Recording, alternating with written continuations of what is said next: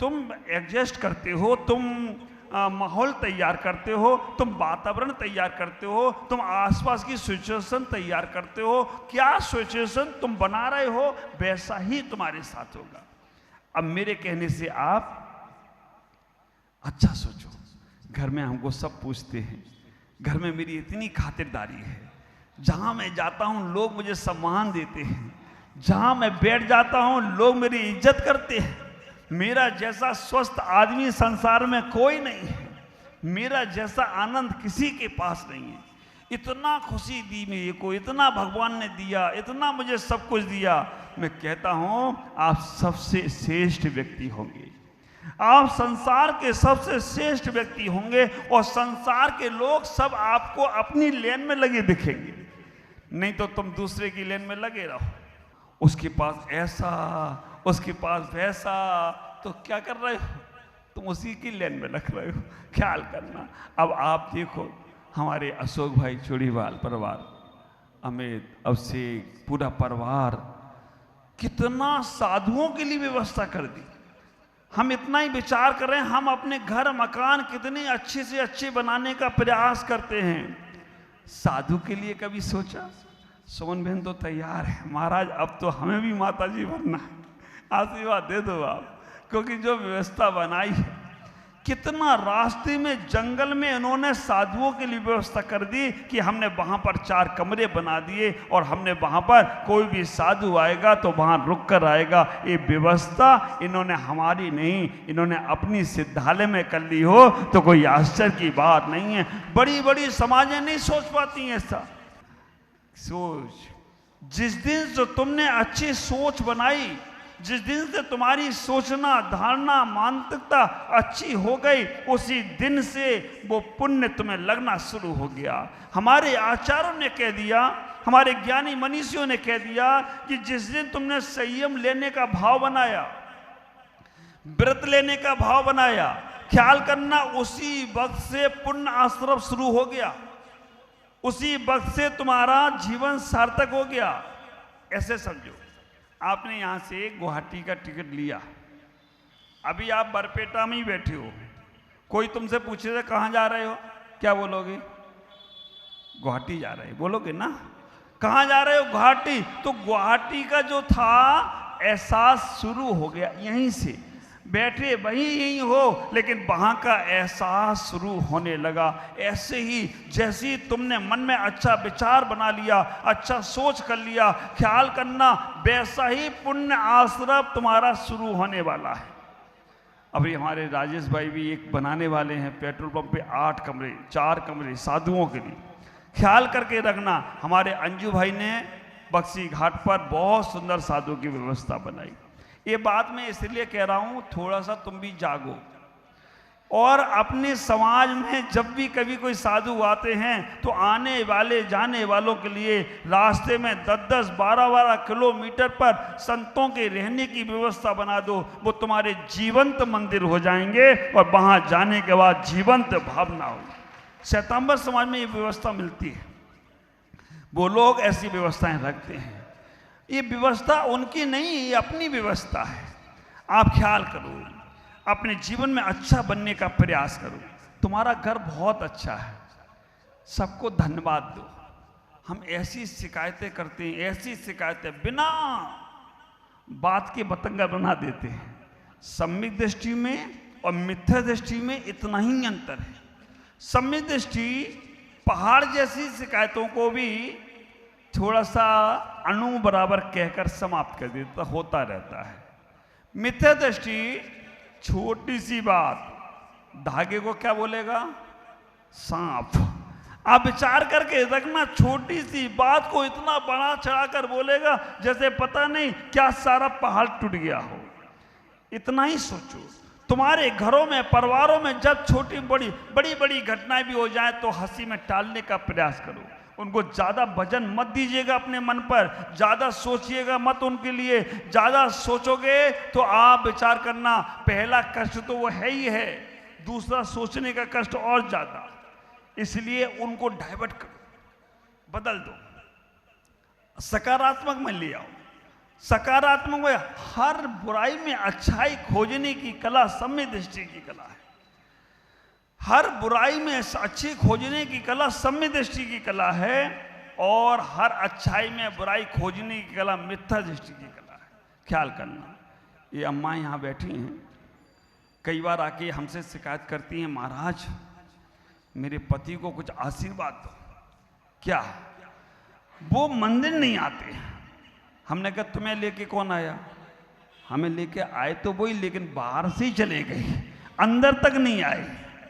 आप विचार करके रखना, अगर आप उन्हें धन्यवाद दे देते कि देखो हम मंदिर नहीं जा पा रहे थे, आप हमें कम से कम मंदिर तक तो छोड़ गए हो, इतना ही तुमने कर दिया, तो ख्याल करके रखना उनका भी दिल बड़ा हो जाता और तुम्हारा भी मंदिर आना सार्थक हो जाता। शिकायतें, इतनी शिकायत।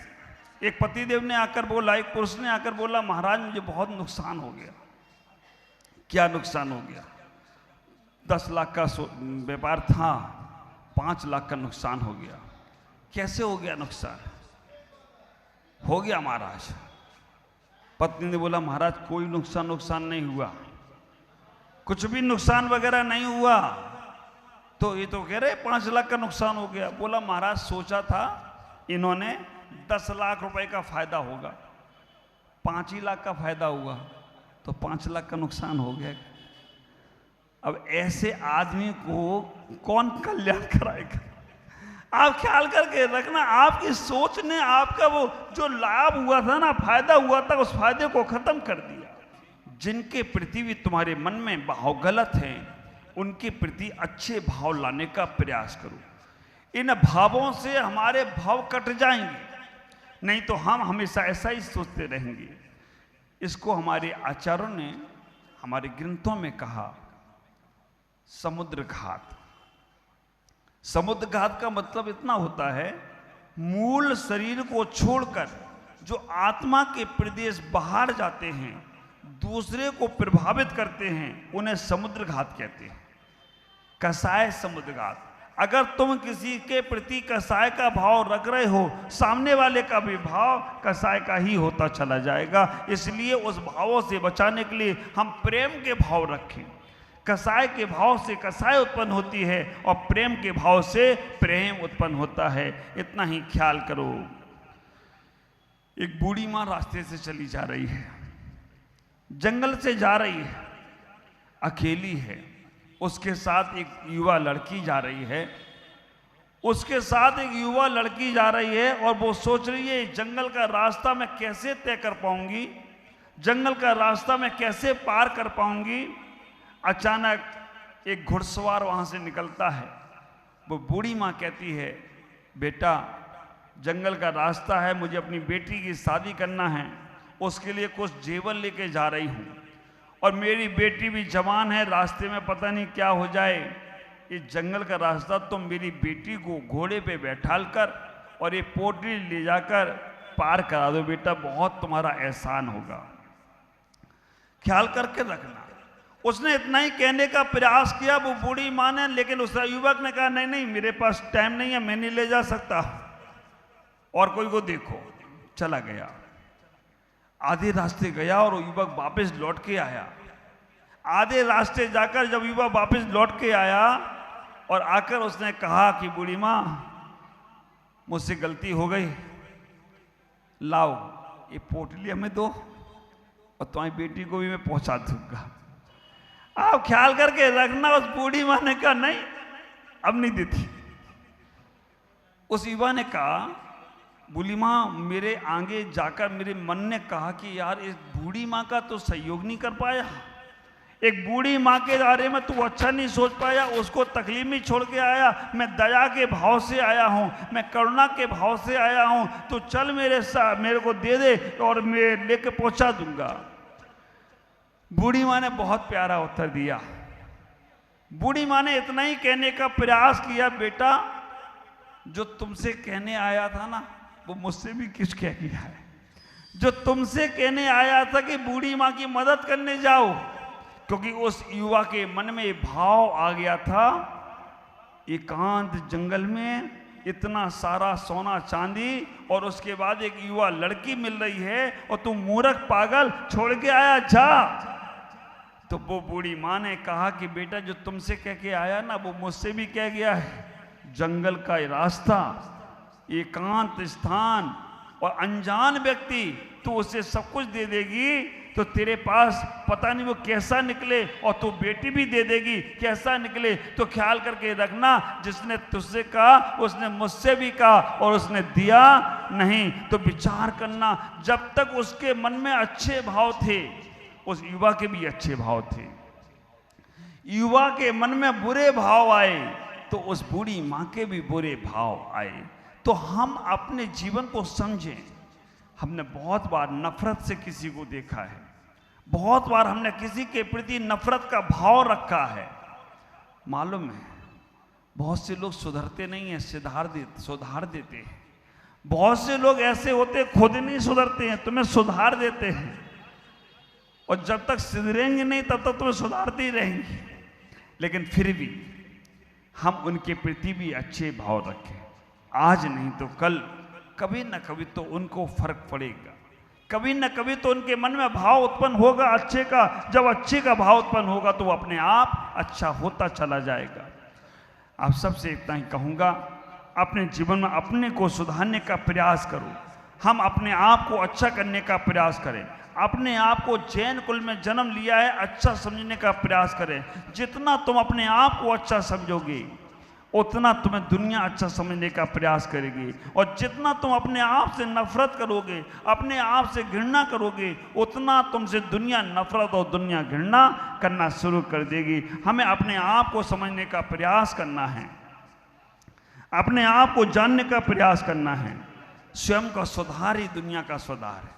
कई बार हमें जाते हैं नगर में, हमको एक भी लोग अच्छे नहीं मिलते, कई बार जाते हैं, और कई बार हमको ये नगर में जाते तो अच्छे अच्छे लोग मिलते हैं।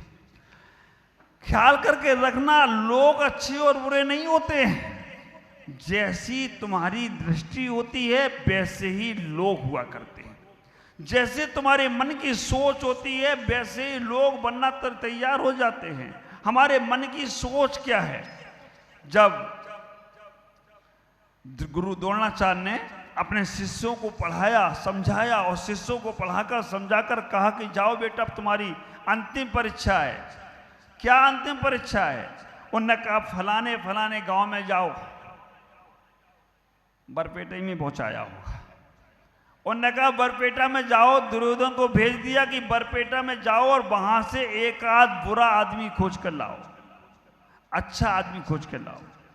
दुर्योधन जैसे लोग जब बरपेटा में आए और बरपेटा में देखा तो इतने खराब लोग, पूछते नहीं, ऐसे वैसे लोग जो पता नहीं क्या करते हैं, कुछ भी चर्चा नहीं, कुछ भी ऐसा बात नहीं करते हैं, कोई व्यवस्था नहीं बनाते हैं। क्या व्यवस्था बना दी, ये कर दिया वो कर दिया। बाद में दुर्योधन पहुंचा गुरु द्रोणाचार्य के पास, और गुरु द्रोणाचार्य से कहा कि भगवान कहाँ पहुंचा दिया, बरपेटा जैसे गांव में इतने बेकार के लोग थे, वहां पर पता नहीं क्या क्या कर दिया उन्होंने।